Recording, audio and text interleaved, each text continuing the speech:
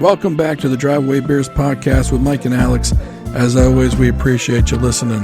Please rate us on all the podcast platforms. Like, subscribe, comment, share wherever else you're listening, and enjoy the show. All right, welcome back to another show. We appreciate you listening as always. If you're on Apple or Spotify, or if you happen to be like the 3 people that listen to us on YouTube, please go ahead and like, subscribe, comment, and share wherever you can. I do think at some point Google Podcasts is going to go to YouTube Music full-time. I think YouTube Music, you can listen to podcasts now. So they might have already made the switch and they just haven't phased out Google Podcasts. But if you do listen to Google Podcasts, know that you're going to have to go to another platform at some point in the near future because Google likes to kill off products. Want to thank Adam Chubbuck with Douglas Realty, Team Alpha Charlie with Douglas Realty in Pasadena, TechMD.com. Head on over there if you are going to be in the real estate market, either buying or selling. We actually just had a house sell in our neighborhood. I believe it's sold to 2 police officers. So now we get a marked car right in the front of the neighborhood, which I'm kind of stoked about. Listen, I don't think police officers really understand how much other people appreciate having the marked car, especially at the front of the neighborhood. Like, this is 2 houses in. Yeah, when you drive, it's right there. It's right there. Sitting on, yeah, as soon as you drive in. I mean, to me, like, if I'm a criminal, I'm like, I guess I'm not doing crime here. Yeah. Right? I'm not going to go break into cars here because they're already here. Like, the cops, all they got to do is just ring a ding ding and I'm done. Now, what's the neighborhood highway patrol going to do? The one, the people that post about people speeding? The ones that almost act like they have the speed gun and know exactly how fast someone's going. Right. Even though they have no fucking clue. Right. Yeah. Fuck them. Yeah. The funny part, like, I go, because we've got a weird neighborhood in that when you first come in, it's a pretty steep downhill on that road. Yeah. And like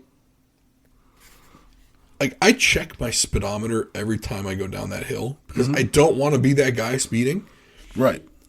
And so speed limit is 25. I can see how someone outside looking at my car going 25 down that hill would think I'm going like 30, 35. Mm-hmm. It looks faster than it is, but I'm only going 25. So people need to get off Facebook. It's like the people who want to know what that noise is, and you didn't pick up your dog shit, and you're going too fast in the neighborhood. Well, I have a thing about dog shit. Yes. So I go to walk every morning, right? So I get up early. I go for so there's this guy I listen to, Mike Dolce. And Mike Dolce's a big, essentially he's a trainer for a bunch of the MMA fighters, right?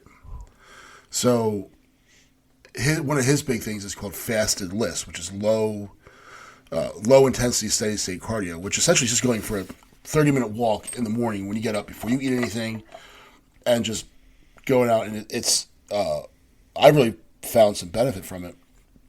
So I'm out on my walk and I look down, and this isn't in somebody's yard. This is on the big road, and the I'm sure the right of way belongs to the county, so it's pretty much like public land there, And there's a bag of dog shit sitting on the ground. And I thought to myself, how stupid is this?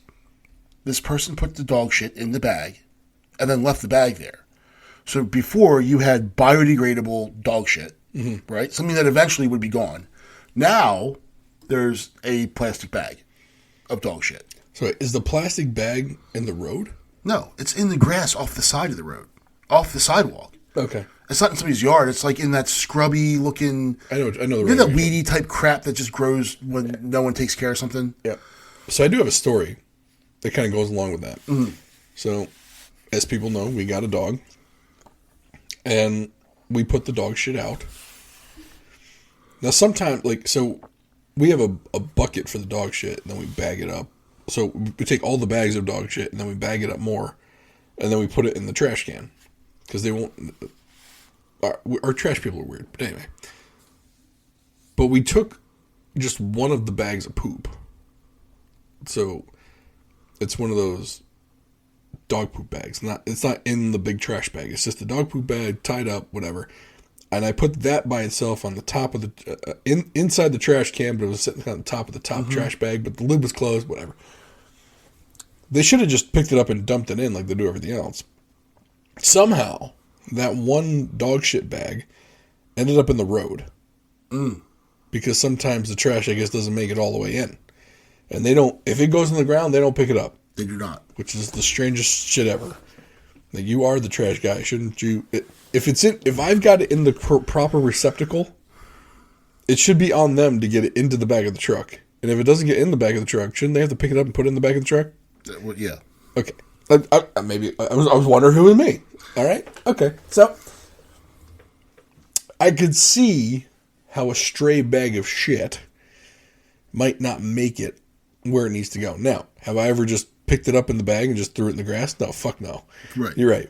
I might as well just leave the shit there and let just leave the shit there. And that's something like I'm probably what happened is someone bagged up this dog shit and then they dropped it. I don't think they'd be like, "Oh, I'm going to put it in a bag and leave it here." No. Now there are dumb people out there, but just leave the dog poop there.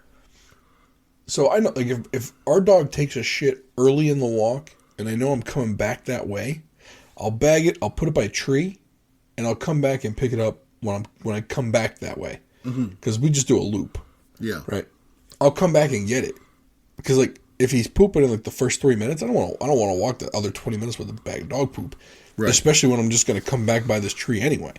So I bag it, put the bag by the tree, and I pick it up on the way back. No problem. Knowing what you're talking about in that right of way, that person was not doing that. Like, it made no sense. Yeah. You went to all kinds of effort to make the problem worse. You know? I had one time where so the dog pooped twice on a walk. Good for him. Look, this dog poops massive shits, by the way.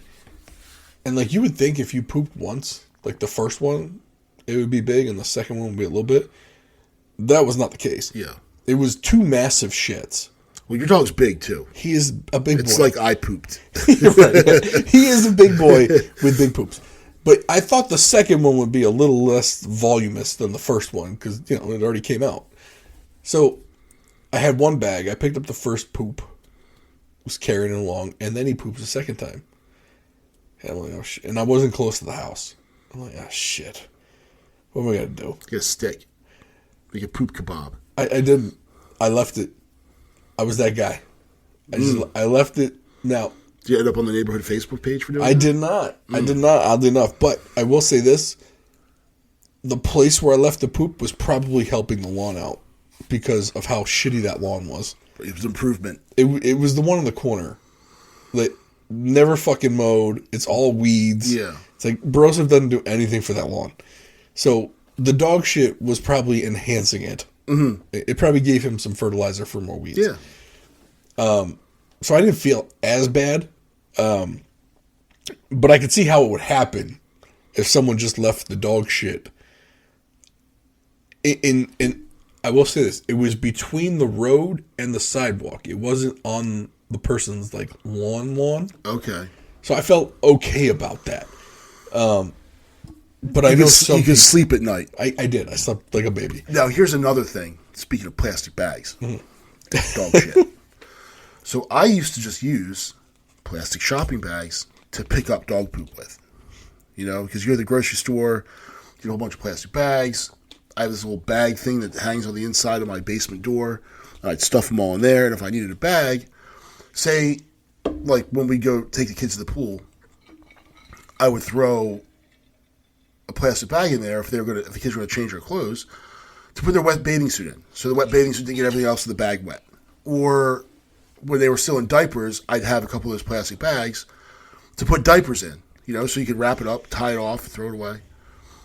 Well, now, January 1st, I think it was, our lovely new governor, they signed it into law, I guess, back in October, but the Maryland plastic bag ban. So now you go to the store. First of all, I always forget. It's only been almost 5 months, and I still forget. I run in to go buy something like crap. Now, I don't want to pay the 10 cents for a paper bag, so I just carry everything out. But I used to get those plastic bags for dog poop. I used a lot of them when I would take now I have a fenced yard, so generally it's go out back, dude. But I'll take him for a walk, and I'll have one or two of those bags in case he poops. I can pick it up, tie it off. Now I have to buy plastic bags to put dog poop in, rather than just using an old grocery bag. To make it make sense. It doesn't make sense. It's a giant, stupid virtue signal. I hate it. I absolutely 100% hate it. So, we got our first taste of this last summer. So, it was either last summer or 2 summers ago. We go up to New Jersey to go hang out with friends and see old friends of ours. Well, they had done the bag ban then. And we were like, wow, this is really inconvenient. Because we didn't have bags when we were traveling, right? And like we would go to the grocery store or whatever and get our stuff and whatever. And like, oh, well, we don't have any plastic bags. What do you mean? Well, you can buy these reusable bags, which are $5 a piece. So we're like, fuck, well, we got no choice. Let's fucking buy them. They give you that option now in Maryland that we now have our own wonderful bag ban. The funny part of that was, like, within a month or two after that came out, there were studies that showed if you don't reuse that bag, I believe it's 15 times, and it either gets lost, broken, or you have to throw it out for whatever reason, there's 15 times the plastic in one of those bags than in one of those just other bags that were used for poop. Yeah. Or we used them as garbage bags in the bathrooms. So they got reused as garbage bags. Yeah. I used to take my lunch to work in one. Right. And I throw my sandwich and a oatmeal cream pie and maybe a yogurt or a piece of fruit that I would take back and forth to work with me 15 times because I was going to eat it. And then eventually the bag would get turned into something else. Right. Usually a garbage bag or a dog poop bag. It would be used a couple times before it was thrown out. Well, God forbid we actually recycle the plastic that we were told they could recycle. Yeah. And then all of a sudden, in the last 10 years, like, well, it turns out, we didn't buy the machine that can recycle the plastic bags, so we've just been throwing them in the landfill. You did what? I've been separating out my garbage for fucking 10 years because you guys said you were going to recycle this shit. Yeah. You haven't recycled any of it? Yeah. Get the fuck out of here. Yep. Like, we've literally been doing our whole recycle program. You've been gift wrapping trash for these fuckers. They're just throwing it in the landfill. It just in the landfill? Yeah. Well, like, you didn't want to tell it. And the weirdest thing is, after, even like 5 years after they told us they weren't recycling, like, more than half of the shit we put in there, they still kept us having to recycle. Yeah. Like, what the fuck are we... It's like telling me I don't have to step on the gas to make the car go, but you're making me step on the gas to make the car go still. Right. What the fuck are we doing? Yeah. Like, I'm having to do unnecessary things. But now apparently those reusable plastic bags aren't as eco-friendly as they thought they were. No. But, of course, they won't reverse course and say, well, you know what, maybe the plastic bags weren't that bad. No. Or how about you just give us how about if you give us paper bags for fucking free? Because I can use those too. Because those I can put in my recycle bin. Yeah. 10 cents a bag. I got to pay 10 cents for a bag I used to get for free. Oh, yeah. So I lost it. So I went to the store and I bought different things, but I bought a couple avocados, which I put into a plastic bag that they supply at the store and put that in the paper bag. Again, make it make sense. You can't. I don't understand why that bag is free. Right. Why is the plastic bag I put the fruits and vegetables That's how you do it free? Now. Just go to the produce section first, take a whole roll of them, and put all your groceries in a bunch of those. So that you might just be a genius for thinking of that. Yeah, I didn't think of it. Yeah, let's do it. I you heard it here first. My mind is literally blown right now. So, wow. Yeah. So I'm taking my fruit and I'm putting it in a plastic bag to go put it in a paper bag. So I put it in my car. I drive home. I open the door, and of course the load has shifted, and what comes pouring out of my car? this paper bag. I got avocados running down my street, just rolling down, and I live on a hill, so they're rolling into the gutter. I got stuff all over the place. A jar of sauce falls out in the road and breaks. And I came inside. Now my wife tends to sway a little more left than I do. I was like, I'll never vote for another goddamn Democrat again. But it pissed me off. I'm like, here is tangible evidence of how you're messing my life up with this. The plastic bag wouldn't have turned over because it would have just it wouldn't have had the high center of gravity to enable it because everything would have laid down. So, yeah, I'm not happy with this. And I shop at Aldi. So when I do my big food shop, I go to Aldi. Aldi doesn't supply bags. I take bags with me. I know that this is the procedure. Right. But if I run into the little supermarket by us, I just run in there to grab a couple things on my way home from work. I'm sorry, I didn't think to bring a fucking bag with me. So now I have to go and grab the bag, pay the 10 cents, or carry everything out like an asshole, throw it in the trunk of my car, and then like, hey kids, go get the stuff. Of course they forget something. Right. What do they forget? Like, do they forget like the can of soup? Oh no. They forget like the piece of raw fish that I bought. Or cheese. Yeah. That's not melted into your seat. So you open the trunk and be like, oh. Swiss? Oh. God. But or the bag of shrimp, the frozen shrimp you were going to put in the Alfredo. Yes. Right? So not everything that you think is making things better is making things better.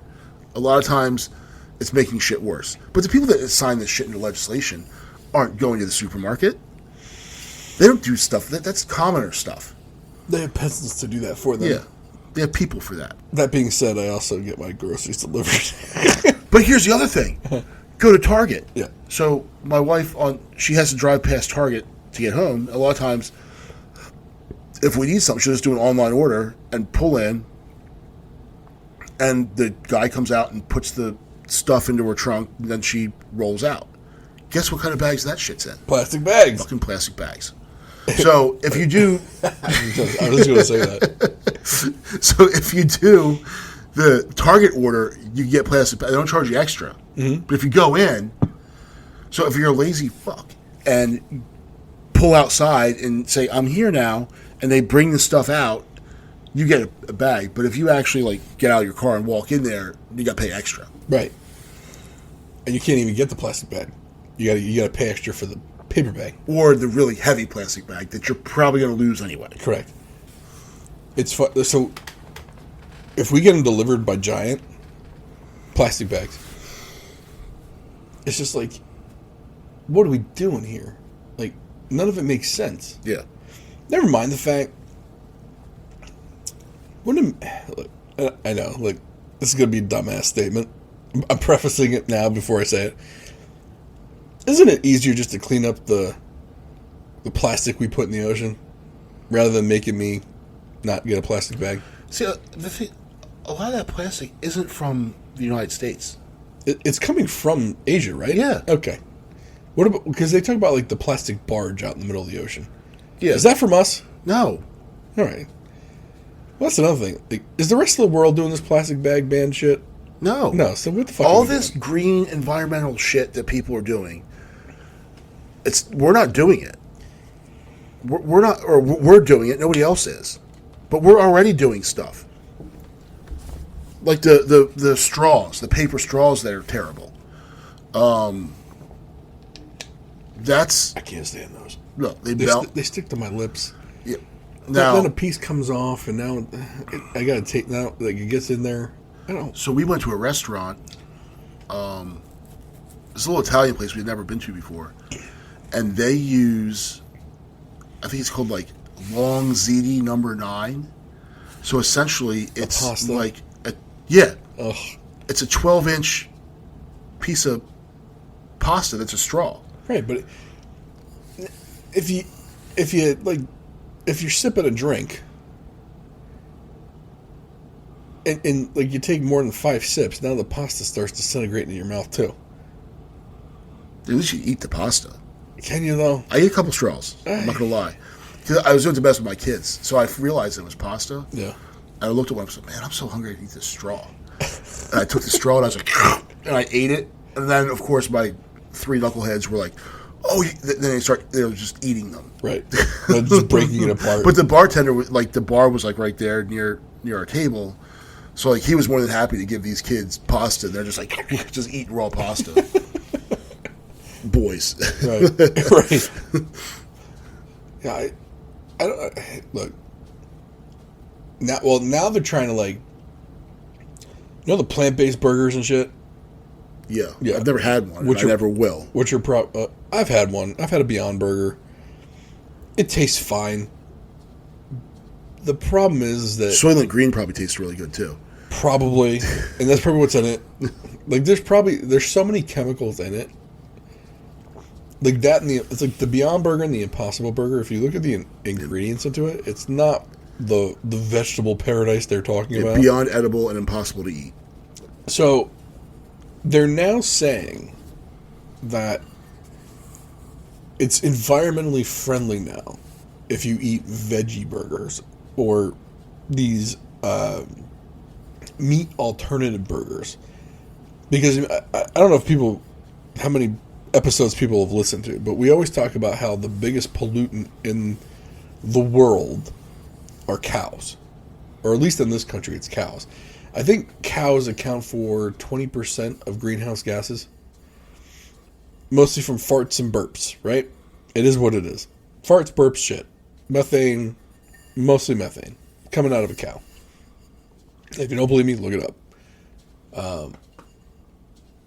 So they're saying, well, if we could reduce the number of cows, it'll reduce the amount of greenhouse gas emissions. And that's why you should eat veggie burgers and these meat alternative burgers. So we can replace the methane with diesel fuel that used to process all this shit. Well, what they don't tell you is that our old friend Bill Gates has a lot of the farmland that gets used to produce Beyond and Impossible Burgers. It's all a ploy to make money. Mm-hmm. It's not about saving the environment. And I guarantee that these bag bans have nothing to do with saving the environment. No. Someone is making money off of this. Yep. Whether it's Georgia Pacific that's making money off the paper bags that you're now paying 10 cents for, which, in all honesty, you could probably get 1,000 for $1.50 on Amazon. Mm-hmm. So the grocery stores are now making money on these plastic bags, or on these paper bags. They could say it's environmentally friendly because they're not plastic bags. But we're going to sell you this other plastic bag that's reusable. If you don't lose it. If it doesn't rip because it's made like shit. Right. Or if it doesn't get used to put some shit in that ends up in the back of your closet somewhere. It got like a bunch of like one flip-flop. Right. But a whole bunch of like left flip-flop, or a whole bunch of flip-flops without the matching pair. Yes. In case you find the other one, you'll all have them in one place. Yeah. Now there's the other bag that has the other pair that's stuffed in the back of a different closet someplace else. Yes. Very useful things. It's it's very similar to the plastic laundry basket that's sitting in my room that has been there for about, 7 years that we use for the odd socks. Rather than throwing these socks out because they haven't had a match in the last 5 fucking years, we just throw them in this basket and hope one day that odd sock will now reappear and be reunited with its other half. Thank God you found that other sock. Yes. Which now doesn't fit any of the kids it was intended for. I do not understand. So, like, I was helping my youngest get dressed for school, and I was trying to find him a pair of socks. Oh, good luck with that. So I go to his sock drawer. The kid's got like 300 socks in there. Yeah. Not one of which is remotely related to the other one. Like, how many unique socks do you have? like it's not even close. I'm like, you have 300 unique. I didn't know they made that. Why would they make that many different kinds of socks for little kids? Because they know they can make money. Yeah. They know if they never make the same sock twice, you can never go and buy another pair to the one that you're missing. Now, I will say, I love to wear a pair of brand new socks. It feels great. And if I were an eccentric rich dude, my socks would be disposable. I wear them once and I throw them out. My new favorite pairs are the crew socks from Puma. Okay. So, for all of our Costco fans out there, Costco sells Puma socks. And I've been wearing the low Pumas forever. Well, this past winter, I was like, you know what? I'm gonna go buy some crew socks, but I wanted to be comfortable and stretchy, and I wanted to feel great.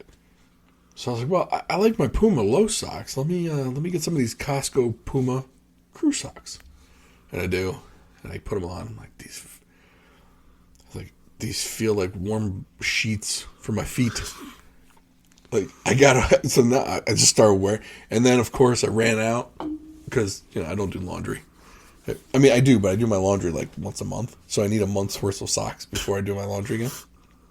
So I went back. I got two more sets. Of course, when you go to Costco, a set's like 8 pairs. There's no 3 or 4 pack. It's like 8 pack or 12 pack. Yeah, it's great. So I can buy like half a month's worth of socks with 1 pack because I get the 12 pack. That's half a month right there. Because I can always go 2 days. It's 24 days. I can go 6 days without socks. Or I put the low ones on for those days. See, I only wear. So I wear no-show socks with shorts. Yeah. You can't have socks sticking up. No. But no-show socks with shorts. And then if I'm wearing pants, then it's I actually started wearing the compression socks. Mm-hmm. These feel a little bit like spandex ends, so it feels a little compression. When I had the veins removed out of my legs, they give them to you, and I was like, oh, I actually kind of like wearing this. Felt nice. Yeah. So I started wearing them, and but if it's shorts, then it's no show. They get them at Sam's Club. I'm deciding whether I want to talk about a shorts issue that I came across this past weekend. I don't want to say where I was because it'll give away who it was. Mm-hmm. But there was a young gentleman celebrating. We were doing a Seder dinner for Passover. Started early Sunday because Passover started Monday.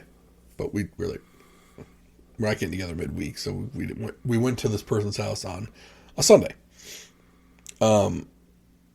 One of the children of a cousin was there. Very nice young man. I don't know if this is the trend again, but the shorts got shorter for dudes. They did. Like, it's... They're not bikinis. We're not the bikini level yet, but we're getting really close to being that short. Like, they're loose, but they're short. They're like 80s NBA short? We're close. I don't know, and I don't know if we're close moving upward or downward from that. Like, I remember the length, but I was avoiding the shorts. Like, I was avoiding looking at them like the sun. Like, I didn't want to look because I seriously thought I was going to see fucking man-hog. Like, I didn't want to see his hammock. You want to see like the cock and ball sticking out? No, I didn't want to. Like, I didn't even. I didn't want to risk it. Right. You know what I'm saying? Like, I just remember there being a lot of thigh, and he was a taller kid, so there was a lot of thigh, and I'm just like, did shorts get shorter from last summer for these dudes? Can we not do this? Can I put out I'm putting out the call. And look, our audience is mostly 35 to 65-year-old men, so probably not the demographic, but if you have kids that are doing this, I mean, look, I know you want to let the kids wear what they want to wear, but can you smack some sense into them, please? They don't need to be walking around with their balls out. No one wants to see that. No one wants to look around and see if someone sat in gum. You know what I'm saying? Like, no one needs to see that. And then the girls, my wife works in a middle school. Mm-hmm. She's saying how these girls are they're walking around middle school, and what they do now, they wear these enormous sweatshirts. Yes. And she's like, you can't tell if they're wearing shorts or not because the sweatshirts are so big. Right.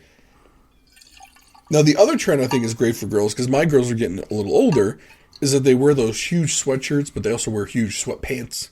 Like, they're wearing the baggy sweatpants. I've seen that, too. But that was when it was colder.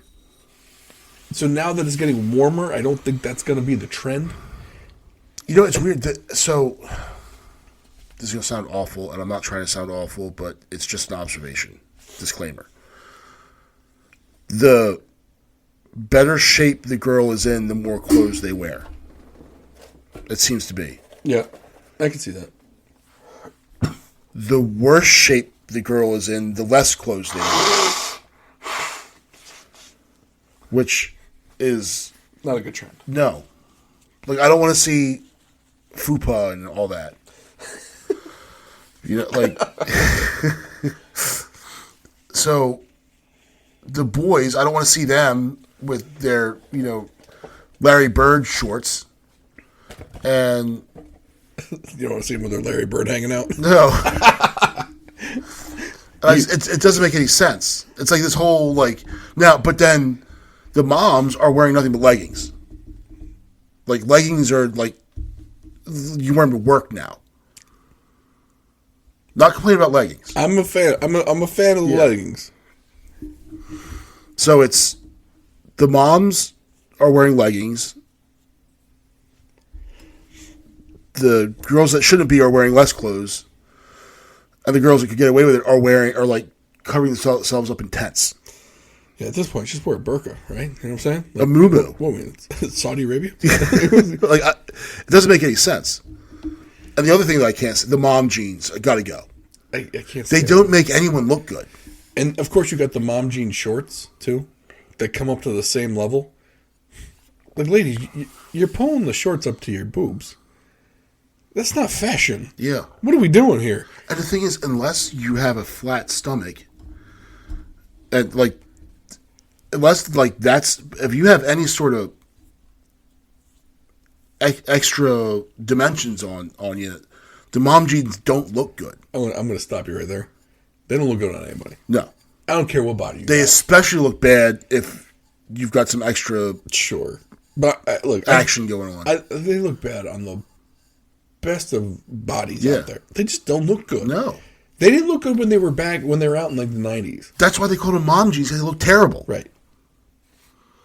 I think that like some of these ladies are... But then I go to my kid's school, and the teachers are running around like they just came back from hot yoga.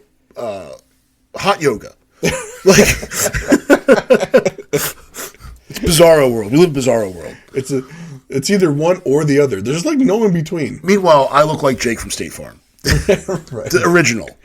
Like, not the good-looking kid they got now, but the dumpy white guy in khakis. That's me. The messed up hair. The funny thing, I wear the same shit every day. So I wear the same jeans. My socks are pretty much the same. I mean, not the same pair, but I mean, I buy like 12 of them at a time, so it's not like there's much variance. It's generally the same t-shirt from the same t-shirt brand, just different colors, but it's usually covered up by either one of 3 polos that I own, or one of 2 quarter zips. Okay. That's my wardrobe. I wear the same pair of sneakers until they wear out. Mm-hmm. And you go buy another one. And then I try and go and buy so Amazon stopped selling the Sauconys I've worn for the last, my oldest daughter is 11. I've worn the same shoes for 11 years. Up until 3 months ago. Because Amazon stopped selling them finally. And I didn't like the replacements. So I went to DSW Shoes. You actually went somewhere. I did. Because the other shoes took a shit. So I needed them that day. I ended up buying those Skechers slip-ons. Okay. Had a little bit of pressure on the Achilles the first couple of days. But man, I love them now.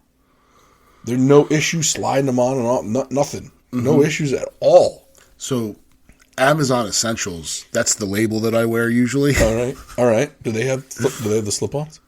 Yeah, so I got these slip-ons. They're really comfortable. They're like Hey Dudes, but like a little beefier.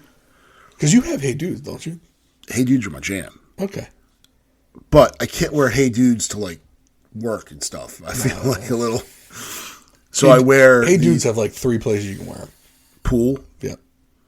Neighborhood. Bar. Yeah. Well, yeah. Bar's a stretch. Because for me. Dock bar. Yes, okay. Yeah. See, if I feel like in a regular bar, I don't want something to spill on the shoes. Like I still have the vision of bar being when we were in college and it just smelled like beer falling at everybody. I remember in college, like the girls would all wear flip flops to the bar. I couldn't understand that. And their feet would be like black. Like they just like they needed to wash their feet. Like we had guys doing the same shit though, wearing those stupid. Do you know what's getting poured on your toes? The floors. Right. Right. How do you think it got like that? Something had to fall from the sky to get down there. And it probably hit some toes. Yeah. No, I ain't playing that. Yeah. I'm sorry. I don't want anything touch. I don't want any liquid near my. I don't put my dogs out there. Yeah. I don't like feet. No. And I don't like my feet. I use them for walking. Barely. Yeah, my feet are they're pretty beat up. I don't like them wet. I'm sorry. In a pool's fine. Like if I put my feet in a pool, it's supposed to be wet. Right, fine. That's fine. It's not supposed to be wet at a bar. No, not at a bar. I would be like if I walked in and within 5 minutes something touched my feet, I'd be miserable the entire. I'd probably leave right immediately and go home. Like fuck this, I'm out. This is exactly what I thought it would be. I'm leaving. Yeah. Yeah, that. But yeah, I just remember watching those girls walk out of the bar in their feet. And then in college, like you go to the frat parties, we're all in the basements of the row homes. Even worse. They come out. I can't, like we play beer pong in those basements, and you take your ball that just landed on the ground and wash it in this cup of water, and then throw it in a beer, and then you drink the beer. Well, I mean, that water is completely sanitary. Of course. Yeah, it removed all germs. Just like when COVID happened, I was like, my buddy sent me this thing like, if you've partied in a basement like this, you don't need to worry about COVID. Right. Like, nope, don't. Yeah. The one place where COVID definitely didn't hit was dingy frat basements. Yeah. You were perfectly fine there. Oh, your immune system was like on point. Right. Like it had been training. Right. You've been trained to go like a couple rounds with like a next big. Oh, speaking of rounds, did you see the? So Mike Tyson's going to fight Jake Paul. Yeah. And it's funny, I was talking to a guy at baseball practice, and we were talking about how we can't wait for Tyson to beat the crap out of him. I was like, it's funny that Mike Tyson is in the ring with somebody, and he's not the worst person in the ring. Like, right. Yeah, right. like, he's not the biggest asshole there. There's someone worse. But I was watching videos of Tyson training. Dude, it's fucking. He's like 56 years old. Like, I'm like, dude, he is insane. The force at which he's hitting that training guy. Yeah. With the whole body pad. Yeah. Like when he hit that dude, the guy in the pad where his ribs would be, if I took that shot with that pad on, you'd probably be in the hospital. I would die. Like, I don't care if it is absorbing the hit throughout other parts of my body. It looks so hard. Yeah.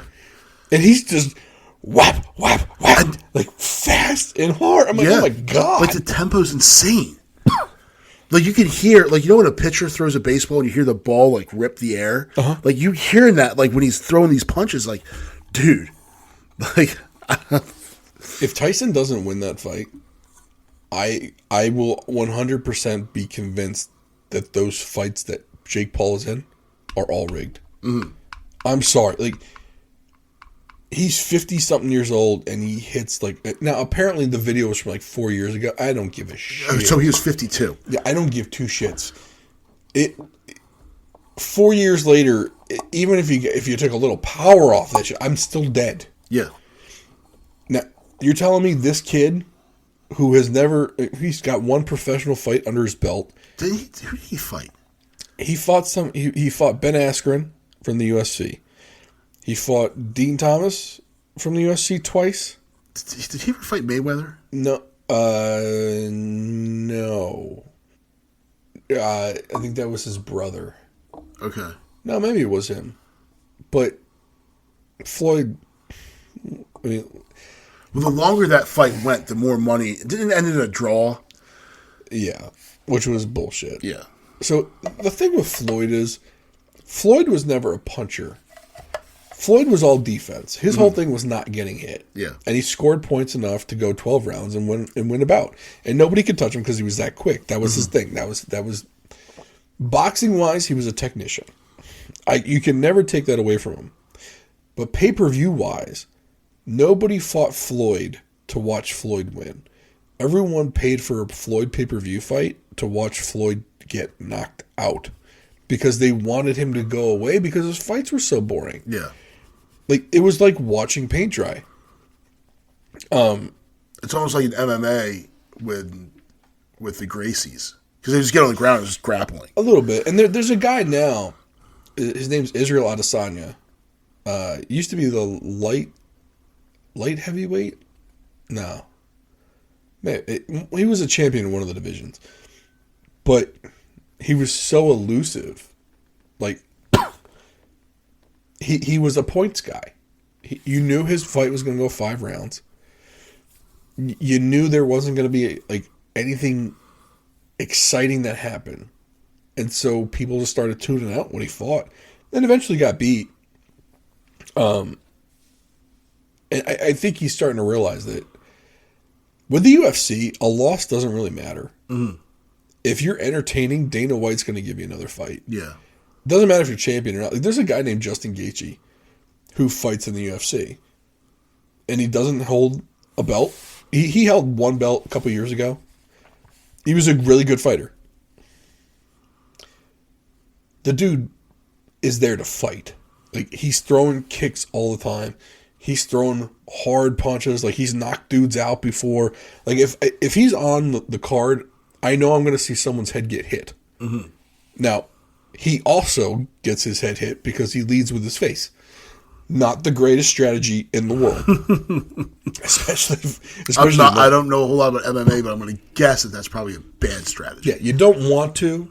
But some of these guys, like, they have iron chins. So they go in, they use their face as a battering ram. Mm-hmm. They take a couple smacks to the face, but it brings the other guy in, and they can just unload on a guy. Yeah. And I also think that's one of the reasons why MMA is, in the United States at least, has eclipsed boxing as far as viewership goes. Now, I shouldn't say that, though, because there's a South American contingent that loves boxing still. The Canelo Alvarez is a huge name in boxing. Mm-hmm. He's a guy from Mexico, but he speaks English too. Like when Canelo fights, it's either Canelo or Tyson Fury. If one of those two are fighting, people will watch. If anyone else in boxing fights, nobody knows. Because no one has made a name like those two. Tyson Fury was aided by the fact he was a heavyweight. Everyone loves a heavyweight. Mm-hmm. It helped that he was British. Americans will watch a British guy like they're watching an American. Mm-hmm. When he fought Deontay Wilder, dude, that fight was nuts. Because Deontay Wilder was a big hitter. And so you knew those two were going to actually fight. It was going to be a fight more than boxing. Mm-hmm. It was great to watch. Same thing with the UFC, though. Like, there are certain fighters are going to fight. And there are certain fighters that are going to try and go for points. Yeah. And nobody watches the fucker. And Dana White figured that out. And he was like, look, you might be 8-3. I don't care about those 3 losses. You're still going to fight on the main card because I know you're going to put on a show. And people are going to love watching. It's what's going to sell tickets to the next show. Mm-hmm. It's what's going to sell pay-per-views to the next show. He might not make it the main event, but he'll put it. It's 5, 5, and 5. So it's 5 on the pre-prelims, 5 in the prelims, and 5 on the main card. So it's generally about 15 fights if you're there in person. but he found the recipe to get people to watch, and it's dudes hitting other dudes. Yeah. So I have never gotten into MMA or boxing or any of that, and I wish I knew more about it. I wish I could get into it. It's just not my thing. I think it could be, but I just don't. It's on late. I go to bed early. Like that is a huge issue. Yeah, it's a huge issue. When they have those fights in Saudi Arabia, dude, get the fuck out of here. Yeah, like I'm not. I get to bed at 9:30. Like I'm a loser, And when it's like when the shit doesn't start until 11. Like I'm just like, especially the main event. If they're not walking to the ring by 11, it's like I'm already like I'm probably not gonna stay up, or I'm gonna watch it in bed. For me, but then you got to worry. Like, I got kids too, right? I can't have the kids watching it. So for me, like the five main events fights, I'd say they got to start like at 8:30.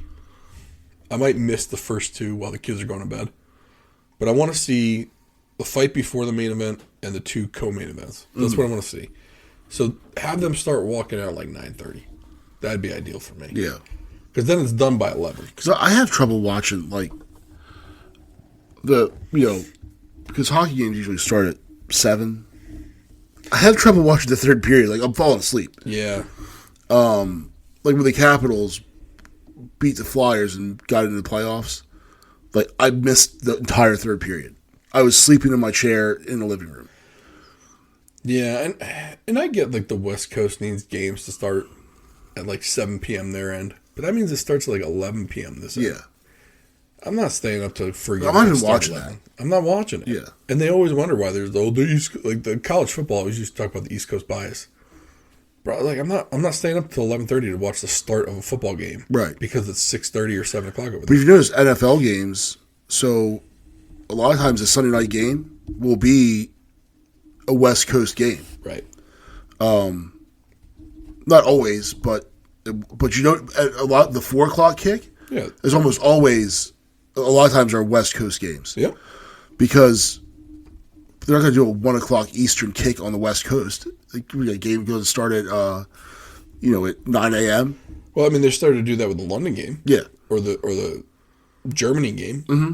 It started at like 9 o'clock over here. Yeah. So I think they're starting to prep people for it a little bit, but you're right. I mean, a lot of those 4 o'clock games, the 4 or 5 games are West Coast games. Yeah. You'll see Denver a lot. Mm-hmm. San Francisco. Yeah. And, but if they were to do, but here's the thing, like, unless it's the Ravens with NFL or a really good, I'm kind of like, meh, I'll do other things. I'm not going to start, so Sunday Night Football starts at 8 o'clock or 8:30. It's going to go 3-4 hours. And I sat there one time and timed an NFL game. And what I did was essentially timed snap to whistle. So the ball had to be in play. So not run plays and clocks just winding down, but like actual action. I did it for the first half. And of the first half, 30 minutes of game time went down. The ball was in play for like some ridiculously, like actual snap to snap was like 3 minutes. The rest of it was just standing around talking and commercials. And it took an hour and a half. I'm not investing that much time in a game I just don't care about. Right. Now, the Ravens, I will sit there and watch it and enjoy it, but when it's, the Redskins or Commanders, whatever they're calling themselves today, and the Giants, who both suck, it means nothing to the Ravens. Like, I'm not watching that. The only other games I'll always watch the Thanksgiving games. Mm-hmm. For some reason, and I don't know why, I am a sucker for a night game, late fall or winter, in Green Bay. There's something about it that still gets me. Oh, when you see when you see the player's breath and super cold. And you got that, and then they pull away, and like it's still an old school stadium. Like you still see like the green all around the stadium. Yeah. Like the old style press boxes and stuff. I'm sure it's renovated, but it still looks a little old timey. There's still bleachers in that stadium. Yeah. It for me, like that stadium, watching a game in that stadium, it's kind of like if I get a chance to watch the Red Sox on TV, and I hate the fucking Red Sox, I'll make time every year to watch a couple of those games at Fenway. I'll make time to watch a couple games at Wrigley during the day. Just because I love those stadiums, though. It's an atmosphere thing for me. So, one of my favorite summertime Sunday Night Baseball. I love it. yeah. It's it's super hot and humid outside. Usually, we spend all day in the sun, either on a baseball field or at the pool. Come back, the kids are in bed. Turn on Sunday Night Baseball. What's the crew they had? They had it was A-Rod. There's a girl, and then I forget. It was. I think it was Jesse Mendoza was the girl. Yeah. At one point, though, wasn't it like Peter Gammons, Tim Kirkjian, Carl Ravitch, and one other person, I think was the play-by-play guy. And a lot of times, Sunday Night Baseball was the Yankees. Yeah. Because everyone loves the Yankees, or it's just a big... It's a big fan base. But yeah. I watch it. Like, it's a Yankee stadium. You could see how hot it... Like, you knew how hot it was. Yep. Stadium's packed. It's, a hot summer night. So, I will almost always watch... Now, granted, usually I fall asleep on the couch by, like, the fifth inning. But...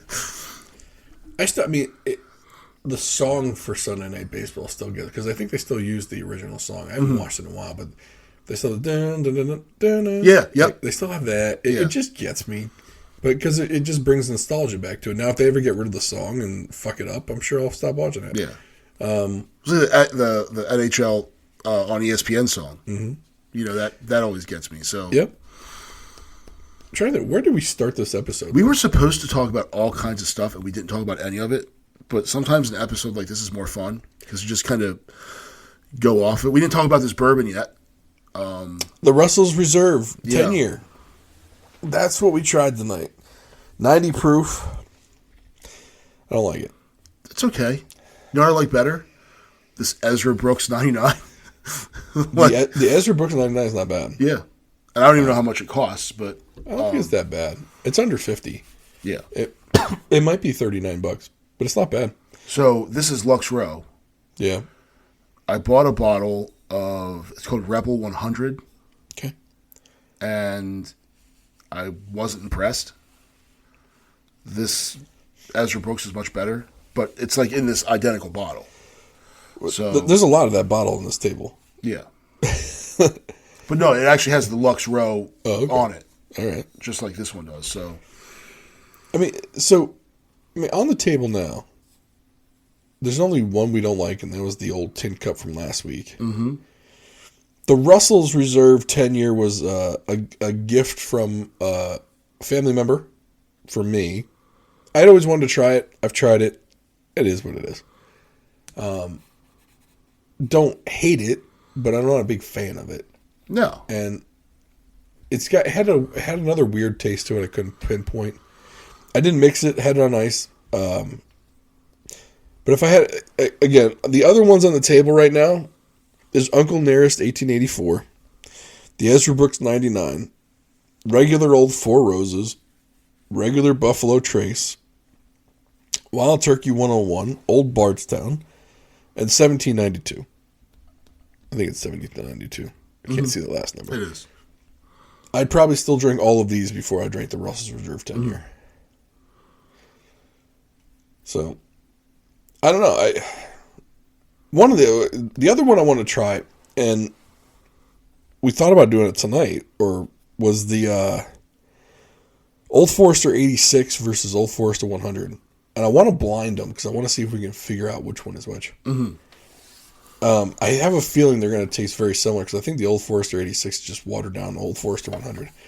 It's not the year series with like the 1928s or the whatever. I think they call it the Prohibition series. It's not that. It's the one that's cheap. The Old Forester 86 and the Old Forester 100 I think they're under $30. I think they're $25. In fact, they sell both of them, I think, in handles too, which I think you get the handle for like close to like, I think it's like $40. Mm-hmm. But I would probably go with these other ones before I went with the Russell's Reserve 10-year, which surprises me. I've heard great things about it. People love this Russell's Reserve 10-year. I'm just kind of like yeah. I mean, it was okay. There was nothing horrible about it. No. It did have a somewhat of an odd flavor to me. But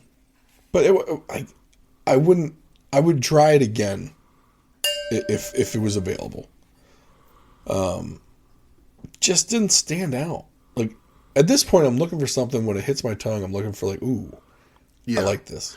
Well, so I think there's, I don't know if I want to call it a flavor profile and sound super douchey, but there's certain things I'm looking for, and some bottles I buy, I drink it, I'm like, nah, and I revisit it. I'm like, okay, that's better.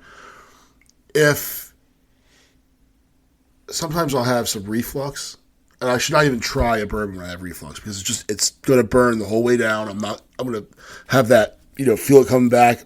I'm not going to like it. So, if I try it under those conditions, then I'll give it another shot and see what I like. I bought another bottle. I don't want to shit on them too bad because it's a local distillery and. No, we can't do that. Yeah, but it wasn't very good. Like, it kind of tastes like, just burn, and all the flavors that were present were bad. Right. I almost wonder if I got like a dud. But there's got to be some. From year to year, it's going to change. Yeah. Even with the big brands, they can use the same mash bill, and the end product can be not completely different, but it's not going to taste the same from year to year. Mm-hmm. So, like, even like a Buffalo Trace, which is a mass-produced one, they're going to try and make it as similar as possible, but it's not going to taste exactly the same. Yeah. So it's, it is possible you just got a bad batch of it, Because I can't believe they'd sell this as a bourbon. Right. like I don't know who would buy it. Yeah, I don't know. Like, I'm starting to realize that each bottle, even if I've got 2 other bottles of Buffalo Trace up there, I'm going to assume they're going to taste the same as this one. Mm-hmm. But I am fully prepared for them not to. Yeah. And I don't think we've done this yet, where we've tried a certain bourbon from one year to the next, because we haven't really been doing this long enough. Mm-mm. And to be honest with you, I'm not going to remember what one tasted like a year ago. So it's almost like we'd have to buy it, save it for a year, and then buy it again the following year. That's not happening in my house. Right. I mean, I'm trying to think of like what I've got that I could even fathom doing that with. I'm trying to think what I've had for a year. I don't think I've had too much that's been sitting for a year. We drink them to a point. Now, these 2 bottles that I have are probably going to sit for a year or more. Because they don't even make good old fashions. So that's the other thing, though. You can always turn them into something. You know what I mean? Like, think of how many bottles are in this house. Well, 2 of them on this table are kicked. Yeah, there's 2 dead soldiers. And, I mean, I already went through 1 whole bottle of Old Forester 86. I thought I had a bottle of Old Forester 100, but that seems to be gone too, so maybe we drank that shit, which wouldn't surprise me. Honestly, I think we used it in like a mix. I think we used the 100 as a mixer. Yeah. Now that I'm thinking about it. So, I'm probably going to get another one of those, because I do like both of those. But I want to try them and see which one's different. Like, see how different the 86 is from the 100? Because they're both about the same price. It's not like there's a price difference. Now, did you ever try the old Bardstown? I don't think I did. So I went back to that same liquor store. They didn't have it. Was it Bella's? Was it Bella's? No, it was Rips. Okay. I thought I saw one. And I'll have to... It was either the one on Route 2 or Bella's. I'll go check. I'll check it out, because I want to go get an Old Forester 100 anyway. So I'll go look at maybe either this week or next week. We're at 1 hour, and I still can't remember what the beginning of the show was. Me neither. I gotta think of a title for it, though. Well, anyway, hopefully you enjoyed the clickbait title I put in the front of this one, because I won't remember what we actually talked about. Please like, subscribe, comment, and share. Thank you to Adam Chubbuck with Team Alpha Charlie at Douglas Realty in Pasadena, Maryland. TACMD.com is the website. If you do need a real estate agent in this market, and I highly recommend that if you are in the market, you get a real estate agent, because interest rates are fluctuating up and down. Prices of homes are varying wildly right now. You need someone with experience and someone you can trust. And on this show, we wouldn't recommend someone who we wouldn't personally recommend. So we're recommending Adam Chubbuck, TACMD.com, Team Alpha Charlie at Douglas Realty, Navy veteran. Head on over there, give him a call. Talk to you soon.